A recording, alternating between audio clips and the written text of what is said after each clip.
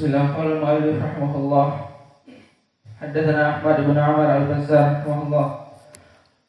Haddatsana qala Ahmad bin Bazzar qala Ahmad bin Amr al-Bazzar rahimahullah. Haddatsana Uqbah bin Mukrim qala haddatsana Mu'adz bin Asad an Katsir bin Abdullah an Muawiyah bin Qurrah an abihi radhiyallahu anhu qala qala Rasulullah sallallahu alaihi wasallam tasahharu fa inna fis sahur barakah. Di dalam hadis ini menjadi penjelasan tentang makna benang putih di atas benang hitam. Diriwayatkan oleh Imam Al-Bukhari dari sanad haddatsana Ibnu Abi Maryam. Maka Ibnu Abi Maryam dari gurunya Imam Al-Bukhari yang mana dia bernama Sa'id Ibnul Hakam yang masyhur dengan kunyah nisbah kepada kakeknya atau keturunannya. Dia adalah Sa'id Ibnul Hakam Ibnu Abi Maryam Al-Jumhi. Dan Al-Jumhi adalah Al-Misri dari Mesir. Dan dia adalah seorang imam. Disebutkan oleh Abu Hatim Thiqah dan Abu Daud As-Sijistani mengatakan hujjah. Syahidnya kalimat hujjah di atas dari thiqah. Dan disikohkan oleh para ulama yang lain. Yahya Ibnu Ma'in mengatakan thiqatun minas thiqat.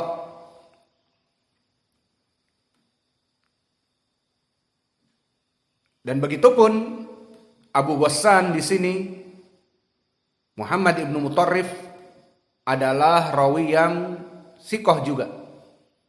Dan dia Al-Laythi dan Al-Laythi Al-Madani. Maka berpindah dari Mesir kepada Al-Madani, ahli Madinah. Dan dia rawi yang thiqah. Disebutkan oleh Imam Ahmad, Syekhun Thabtun thiqah. Dan Abu Hatim Ar-Razi mengatakan thiqah. Dan ulama yang lainnya seperti Yahya Ibnu Ma'in mengatakan thiqatun thabtun. Dan Ya'qub Ibnu Syaibah As-Sadusi mengatakan thiqah. Dan yang lainnya pun banyak yang mengatakan thiqah. Dan bahkan di atas derajat thiqah. Yahya Ibnu Ma'in marah-marah mengatakan thiqatun sabtun. Kadang-kadang mengatakan thiqah. Yang jelas rawi ini paling sedikit rawi yang thiqah. Jika ingin mengangkatnya kepada imam juga tidak apa-apa. Karena dari sebagian ulama ada yang mengatakan thiqatun sabtun seperti Yahya Ibnu Ma'in. Dan Ahmad mengatakan syekhun thiqatun sabtun. Dan meriwayatkan dari Abu Hazim. Abu Hazim yang meriwayatkan dari sahabat Sahal Ibnu Sa'ad adalah Salamah Ibnu Dinar. Dan dia Al-Madani. Maka sanad ini menjadi musalsal al-madaniyin kepada sahabat Sahal Ibnu Sa'ad. Maka adapun Salamah Ibnu Dinar Abu Hazim rawi yang thiqah. Dithiqahkan oleh Abu Hatim, Imam Ahmad, An-Nasa'i. Semuanya mengatakan thiqah.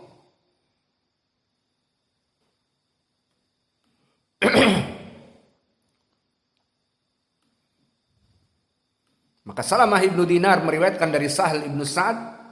Maka hadis ini termasuk dari rubaiyat.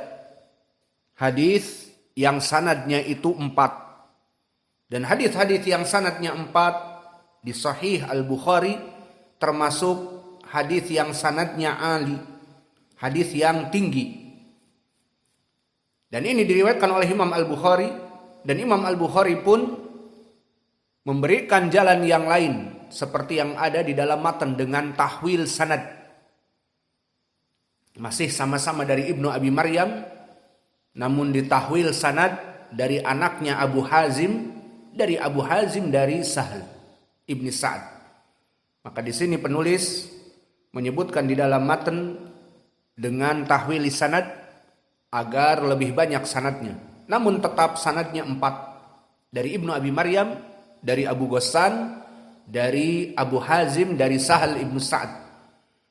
Maka ini kekuatan dari sanad di Imam Al-Bukhari yang muttafaqun alaih. Adapun dari segi lafaz, berkata Sahal ibnu Sa'ad, wa unzilat, maka seorang sahabi jika mengatakan diturunkan Al-Quran menunjukkan marfu' hukman, bahwa hukumnya di sini marfu' min qauli Nabi, laisa min qauli Sahal, karena Al-Quran diturunkan kepada Nabi Muhammad dengan wasithah Jibril alaihi salam dari Allah. Maka jika para sahabat mengatakan diturunkan Al-Quran malam ini atau hari ini, atau tanpa menyebutkan hari ini malam ini diturunkan ayat demikian dan demikian, khobar itu meskipun ucapan sahabi maka hukumnya marfu hukman.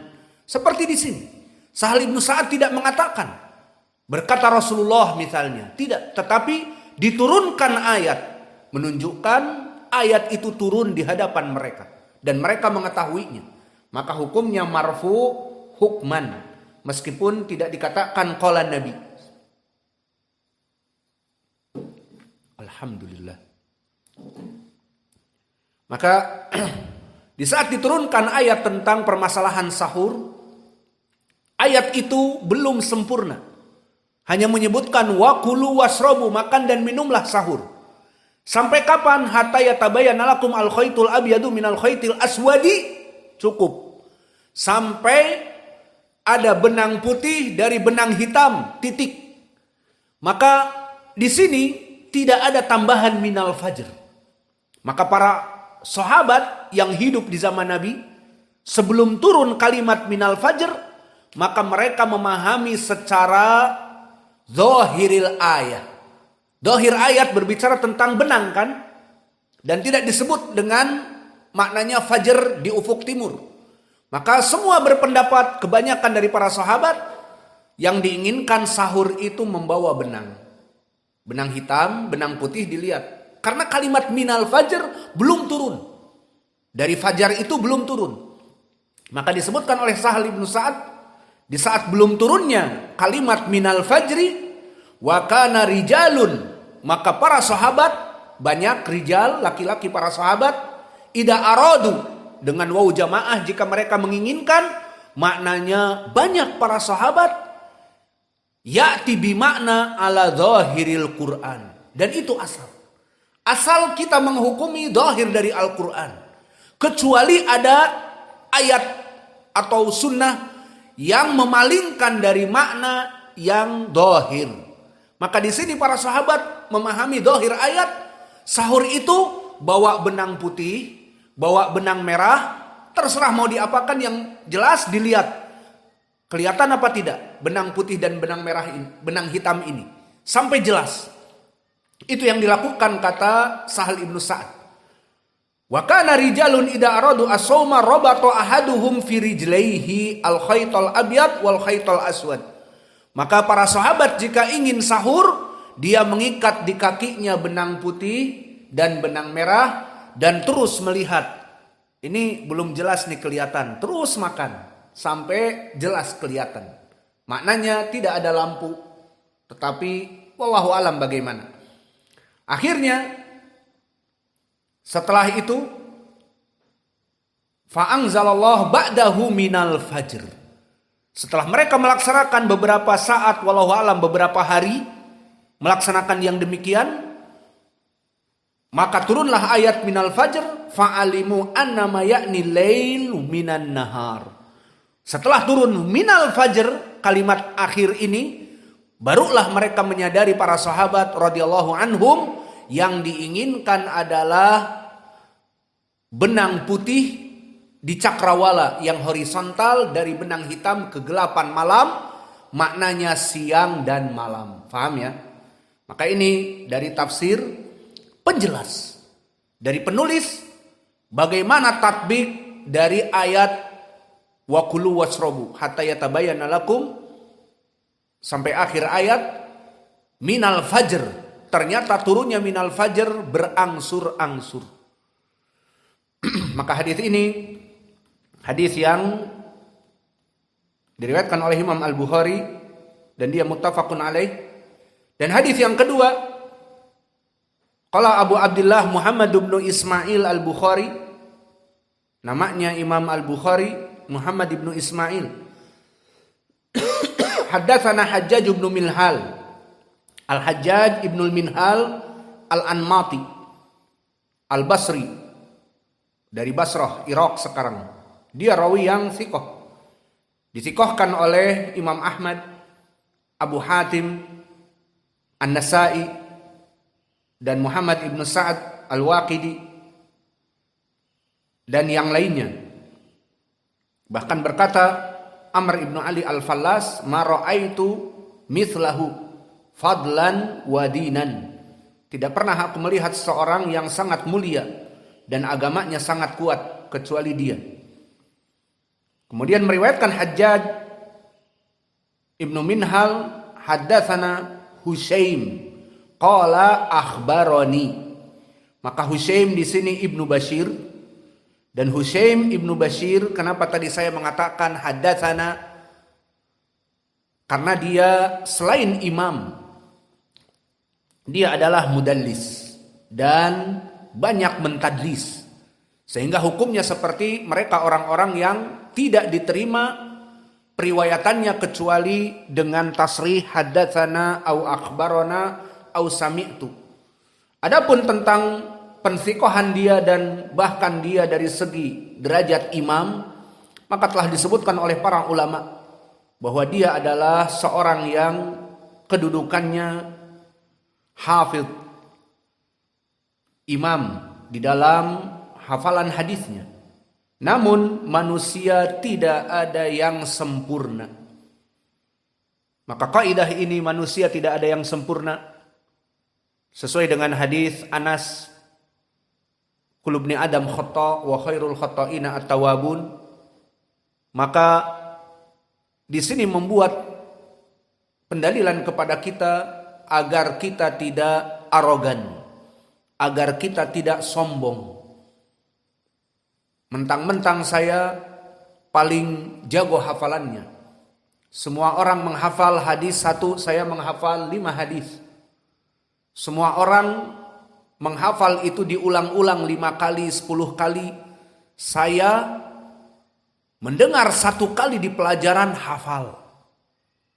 Maka jangan tertipu oleh syaitan atas kelebihan yang ada pada hafalan kita, pada kerajinan kita. Ada sebagian dari teman-teman di sini hafalannya tidak begitu tokcer. Menghafal mungkin 20 kali baru hafal. Namun Allah berikan kerajinan, Allah berikan ijtihad. Yang lain main bola, dia tidak main bola.